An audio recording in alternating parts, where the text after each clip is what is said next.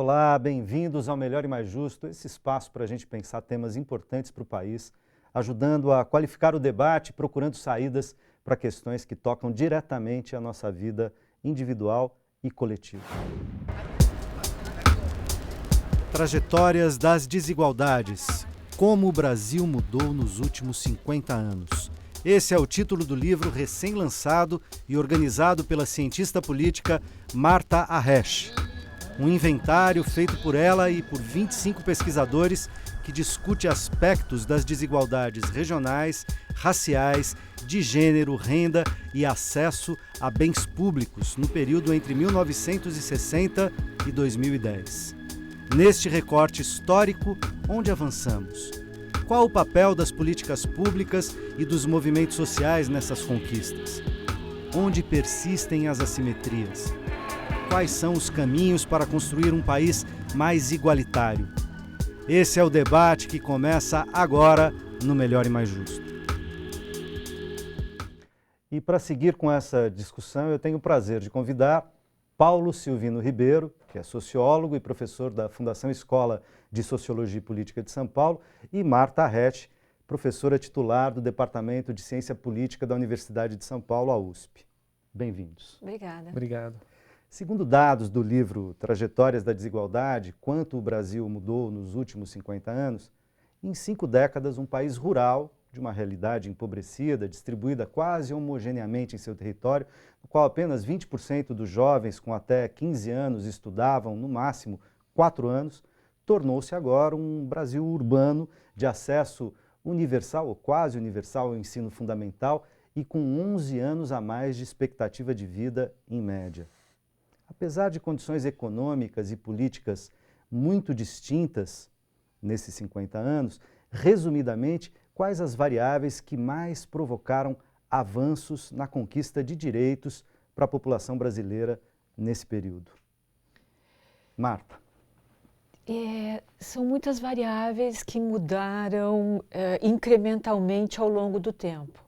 Se eu fosse perguntada qual é o fator mais importante, eu diria que é a democracia. A democracia fez muita diferença no Brasil, mas o termo democracia é um termo que, na verdade, resume muitas coisas, né?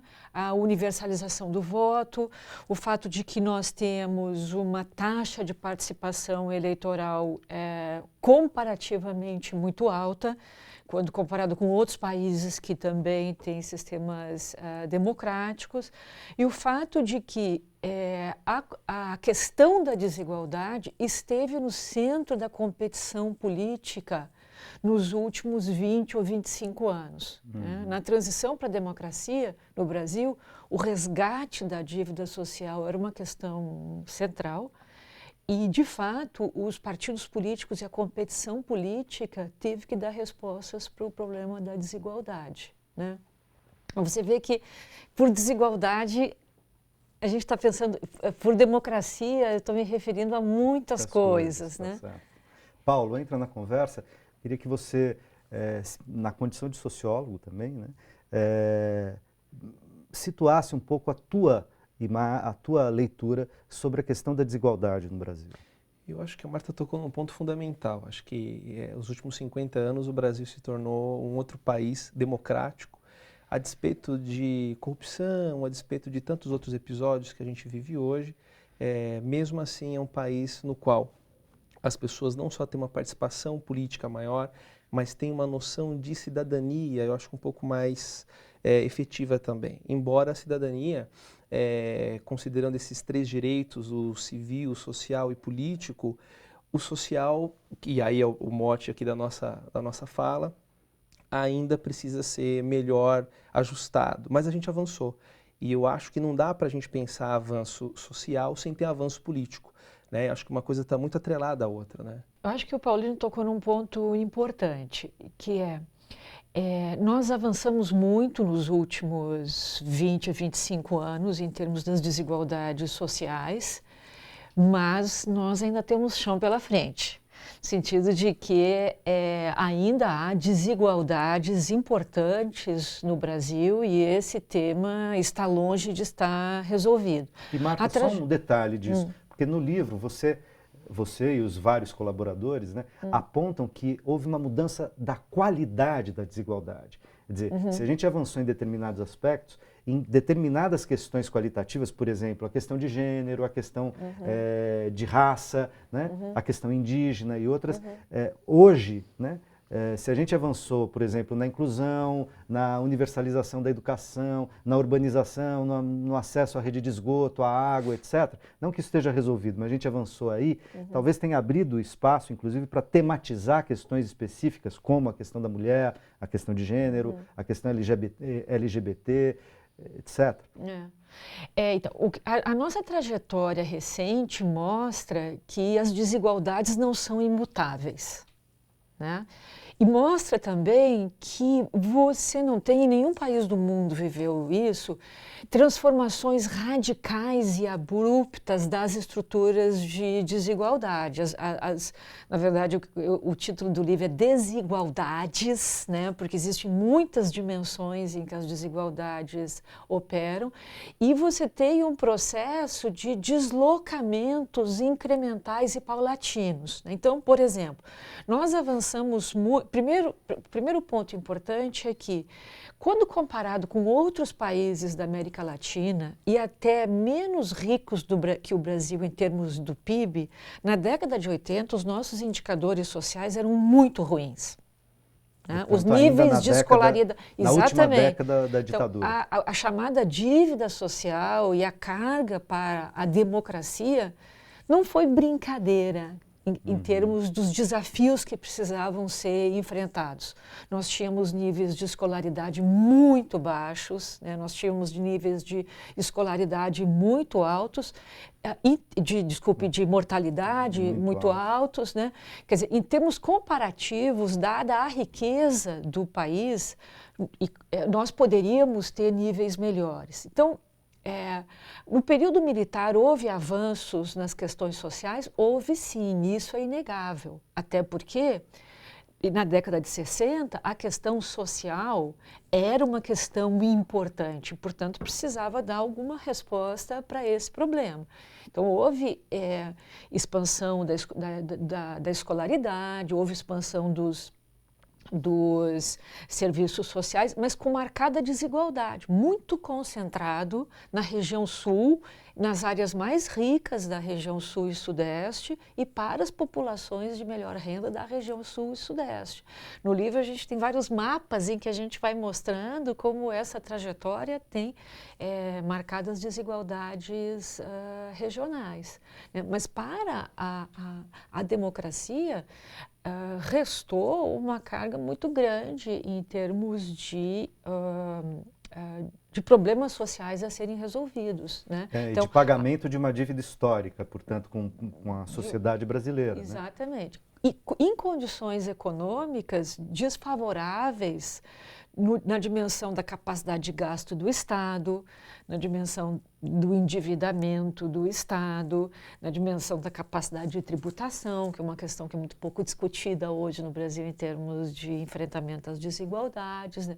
O que o período recente mostra é que desigualdades não são imutáveis, né? Mas que também elas não é razoável esperar grandes transformações num período espaço de tempo. Agora, Paulo, a gente tem assistido nos últimos anos algo que a mídia, inclusive, convencionou chamar de uma espécie de afloramento ou de, pelo menos, descompressão de um ódio, né, na polarização social, que se expressa também em relação a um certo preconceito da ascensão, preconceito de classe, da ascensão de certas camadas mais populares a bens e direitos, né, e serviços, públicos ou não, aos quais eles não tinham acesso. Os exemplos caricatos até, o aeroporto, pegar avião, né, o ir ao shopping, o celular com as mesmas funções, o celular, etc., e que, de certa maneira, essa onda conservadora ou neoconservadora que a gente tem assistido desde 2013 mais especificamente, a partir de um levante, digamos, muito radicalmente nada conservador, né? Você abre a porta para um conjunto de insatisfações na sociedade brasileira que vem à tona e que traz com ela esse componente de classe que ficava um pouco menos visível, né? Isso, de certa maneira, e até talvez meio paradoxalmente, mostra o sucesso do combate à desigualdade nos últimos tempos. Eu acho que tem 2 pontos que você falou que eu achei interessante. Eu acho que não só mostra o sucesso, como mostra o tamanho da bronca, ou seja, o desafio. Porque, quer dizer, a gente agora tem aflorando, ou talvez jogando mais luz, a um conservadorismo que é histórico. A questão é que agora chama mais atenção porque você tem uma outra parte mais esclarecida que não entende que é natural a desigualdade. Ou seja, tem o contraponto. Exatamente, porque historicamente era natural o negro não ter, né? Cada um no seu lugar. Cada um no seu lugar. Era uma sociedade no qual, embora não estivéssemos na Idade Média, né, a gente tinha uma sociedade com nuances de uma sociedade estamental. Quer dizer, o Brasil não teve relações feudais, mas tinha uma sociedade, ou seja, que alguns grupos tinham um status quo, e aí você chega no século XX, com 400 anos em que isso está imutável, e de repente o negro deixa de ser escravo, ou o pobre, o pardo, enfim, aquele homem livre, porém não rico ou não com sem direitos, né? Sem direito nenhum. Livre para vender sua força de trabalho e agora é um cidadão, ser explorado no mercado. Exatamente, né? Agora é um cidadão. E você tem um outro ponto importante, que eu acho que tem a ver com o que a Marta dizia, que é o seguinte: a gente sempre teve uma desigualdade, ela se torna agora um problema do Estado, né? O Estado reconhece que precisa tomar alguma decisão, mas o Estado, ao longo do século XX, também vai mudando de roupagem. Você tem um Estado, desde a República Velha, que começa a querer, né, ser relativamente moderno, se torna moderno com Getúlio Vargas. Bom, e depois a gente tem outros tantos estados que só no final, entre o final dos anos 90 e início dos anos 2000, a gente tem um misto de Estado liberal com um pouco de bem-estar social e que entende que a transferência de renda é uma coisa fundamental. E com um fundo patrimonialista que... E que não dá para a gente pensar em atacar digamos assim, a pobreza em si, apenas fazendo, como diziam lá nos anos 60 e 70, fazer o bolo crescer.